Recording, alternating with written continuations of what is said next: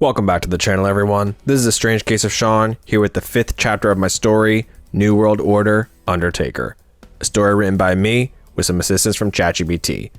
Now before we jump into the video, I'm going to give a quick recap, but be sure to check out the previous chapters as well, and of course, if you enjoy the video, please consider leaving a like and subscribing. I appreciate all the support.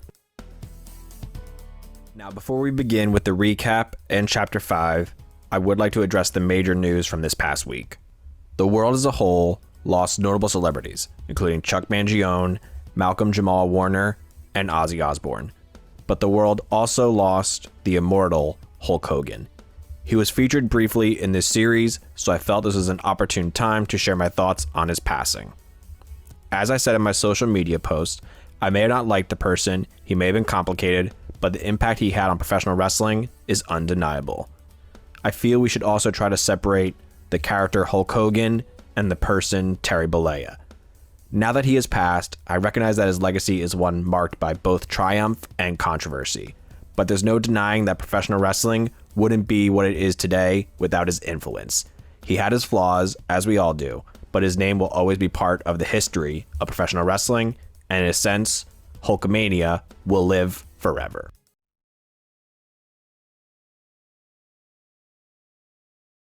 At SuperBrawl, we saw an 8-person tag match between the team of Scott Hall, Kevin Nash, Curt Hennig, and Randy Savage, representing the NWO, taking on the team representing WCW, Diamond Dallas Page, Lex Luger, The Giant, and Goldberg. In a competitive match, the NWO stole the victory with shenanigans, giving the NWO another morale boost. In the main event, we saw Bret the Hitman Hart challenge WCW World Heavyweight Champion and leader of the NWO, The Undertaker. Just when we thought Taker was about to tap out, Paul was able to get the attention of the referee, leading to another masked man attacking Hart and delivering a chokeslam, laying out the Hitman and leaving him motionless for Taker to then pick the bones and then hit the tombstone to retain the championship. Before the pay-per-view went off the air, we saw Dusty Rhodes and Eric Bischoff bickering backstage when an explosion went off and appeared to hit the American Dream. Many questions have formed after SuperBrawl, so let's see if we find some answers, shall we? The Monday Night Nitro, post-SuperBrawl, opens up with The Undertaker leading the NWO out to the ring. He is followed by Paul, Eric Bischoff, The Outsiders, Curt Hennig, and Randy Savage.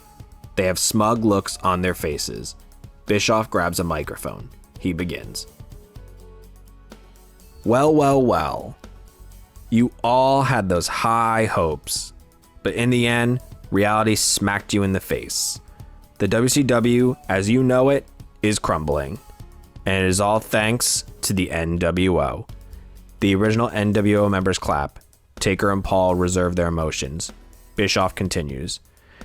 Now our fearless leader, Undertaker, kept the World Championship in the possession of the NWO. But now, it is time we move on to the other championships, like we planned from the beginning. Now it pains me to say it, but your brash leader, Dusty Rhodes, couldn't make it tonight due to doctor's orders. Bischoff looks over at Taker and Paul, who briefly laugh. Bischoff continues. Before he literally played with fire, he made a matchup between the WCW Tag Team Champions, the Steiner Brothers, taking on your very own Scott Hall and Kevin Nash for this week's Thunder and for the Tag Team Championships. The Outsiders applaud while Hennig and Savage look confused. Savage then snatches the mic from Bischoff, enraged at the announcement. He begins. What kind of crap is that, Eric? They lost their title match. Me and Hennig deserve that shot, and you know it. I got the pin for the NWO last night. Paul gives Taker a concerned look, while Taker keeps his eyes hidden under his shades. Then the music of the Steiner Brothers plays. Out come Rick and Scott. Scott begins to speak. I'm happy to see Marshmallow Puffman Randy is upset. And I'm happy because you, Scotty, and Kev are going to be locked in the ring with us. Scott and Kevin taunt the Steiners. Rick continues. Yeah, you must not have read the contract. You do have your title match. This week, on Thunder, in a steel cage. The crowd roars. Then, the music of Diamond Dallas Page plays. He makes his way to the ramp, and Rick hands him the mic. He begins. Look, anyone who watched the show or the replay from our match knows you cheated. The crowd cheers. The NWO is fuming. DDP continues. You know, I haven't heard from Brett or my teammates from last night, but that don't matter. I am here. I'm ready for a fight. And get this, Savage, I got no issue dropping you tonight. Hell, I'll even put my title on the line. What do you say? The crowd cheers. Now Henning looks confused. Savage responds, Paige, you are going to regret the words you just said. Tonight, I take that title and your vocal cords. The crowd cheers, and Taker cracks a smile. The match is then made official. In the main event, DDP defends his WCW United States Championship against Macho Man Randy Savage, who is accompanied to the ring by Eric Bischoff. Savage has a look of determination, not only to become champion, but to make sure he is no longer overlooked by his NWO comrades. The bell rings and Savage immediately stalls, stepping out of the ring and jawing with the crowd to throw DDP off in classic Savage fashion. They lock up, but Savage rakes the eyes and lands quick, dirty shots to gain early momentum. DDP battles back with stiff punches and a swinging neckbreaker, and of course a discus clothesline to send Savage to the outside. Savage slams a chair in frustration, nearly getting counted out before sliding back in at 9. Eric Bischoff causes a distraction, gaining the attention of Paige and the ref. Savage attacks Paige while his back is turned. Savage controls the pace of the match, but he continues toying with Paige and taunting at the crowd. The match evens out with a series of near falls. Savage landing his signature double axe handle and DDP kicking out at 2. Savage slows the pace with a headlock and gouges the eyes again, keeping the advantage. The referee warns Savage of being disqualified. DDP reverses a scoop slam into an inside cradle for a 2 count, then hits Savage with a tilt-a-whirl slam, who then has the wherewithal to roll to the outside. Paige follows him, but Savage regains control by targeting his ribs, sending Paige shoulder first into the steel post. The crowd starts chanting for DDP as he fights back with gut shots. Savage climbs to the top for the flying elbow, but he taunts for too long. As Savage leaps for the elbow drop, DDP rolls out of the way. Savage crashes hard, clutching his elbow, writhing in pain. DDP then kips up weakly and signals for Savage to get up. Bischoff gets back onto the apron and shouts to Paige. Paige turns his attention to him. The referee tries to regain control of the match. Savage stumbles to his feet groggily and swings wildly at DDP, but Paige sees it coming, ducks, and hits Bischoff by mistake. Savage looks baffled at what just happened. He then turns his attention back to Paige, who hits him with a diamond cutter. Paige covers Savage. 1, 2, 3. DDP wins clean in the center of the ring. The crowd erupts as DDP celebrates, throwing up the diamond cutter symbol, while Savage is left furious and humiliated. Then the music of the NWO plays. Hall, Nash, and Henning run out, followed by Taker and Paul, who stay on the ramp. DDP escapes through the crowd. The NWO tries talking with Savage, but he's angry with Bischoff, losing his cool. Taker and Paul then walk back, disgusted, as Nitro ends. On to that week's WCW Thunder. In the main event, there is a steel cage match for the WCW Tag Team Championships.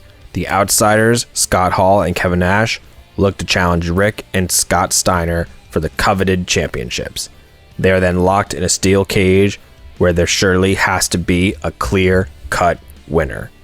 An immediate brawl erupts as the bell rings, strikes continuously flying and the cage rattling from the impact. Rick levels Hall with a stiff clothesline, while Scott tosses Nash face first into the cage.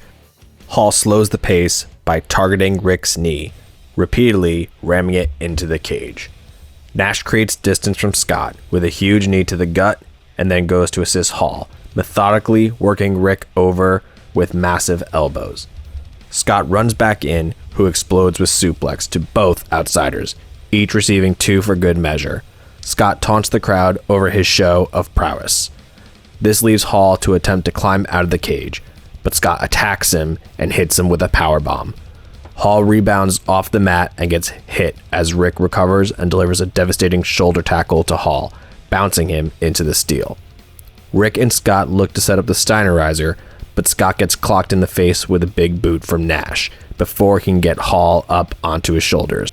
Rick jumps off the top rope, but Nash catches him with 2 hands, then delivers a 2-handed chokeslam.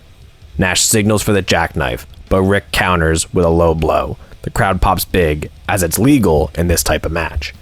With Nash stunned, Scott Hall hits his own boot to the side of Rick's head, knocking him back down. He then checks on Nash. Scott recovers and clubs Hall in the back. Hall retaliates with his own strikes to Scott's already damaged midsection. Hall then taunts the crowd. He barks at the Steiners, mocking them. Hall then hits the outsider's edge onto Scott Steiner. He goes for a pin, but Rick breaks it up quickly. Nash recovers and begins to deliver clubbing blows to Rick's back. He then sends him crashing into the cage. Nash gets Rick into position for the jackknife powerbomb, but Rick punches his way out. Hall, not prepared, gets clocked as well. Nash then hits another big boot. He then follows that up with the powerbomb finally. He goes for a pin, but Rick kicks out. Hall yells at Nash asking why that didn't work. They bicker some more while Scott climbs to the top of the turnbuckle and then hits a double shoulder tackle to them both. Scott covers Hall for a near fall. Nash barely breaks it up in time. All 4 men brawl again. Chaos ensues as the crowd chants for the Steiner brothers. Scott gets Nash into the Steiner recliner. Nash fights to stay alive and keep the NWO's dreams of championship gold alive.